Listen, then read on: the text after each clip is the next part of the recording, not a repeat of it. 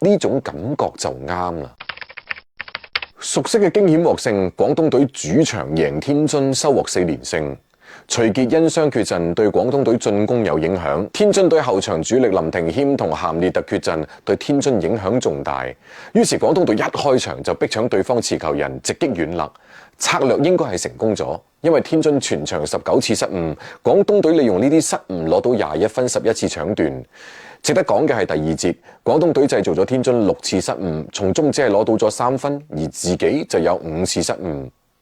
果皆嚟自因廣東隊半場人員調整係唔細嘅，其中一個變化係杜潤旺。上半場常規輪換，想頂住對手嘅內線，第一節入唔到3分，廣東隊主教練杜鋒似乎覺得呢個先至係問題。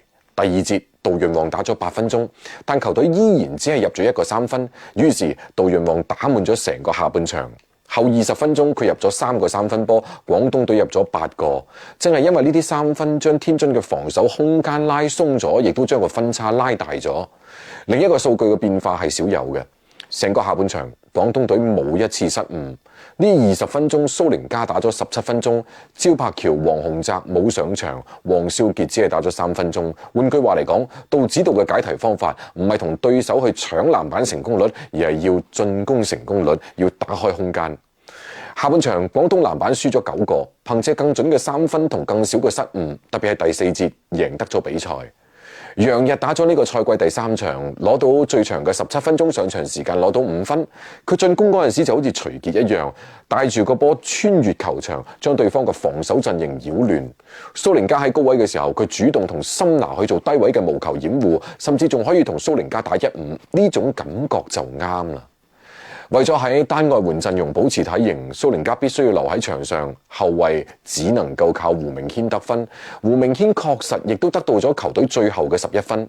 喺冇更好選擇下，靠個人解決咗問題，佢依然係一個重要嘅終結者。廣東隊打得唔算好，天津都一言難盡。佢哋防守就咁樣。睇唔明嘅係進攻，楊日下半場打咗10分鐘，杜潤旺打咗20分鐘，但係針對楊日嘅身高同杜潤旺嘅腳步嘅次數並唔多。咁明明都對住楊日啦，居然仲要擋拆揾翻蘇寧加。杜潤旺防占士，但係占士又唔去高位擋拆。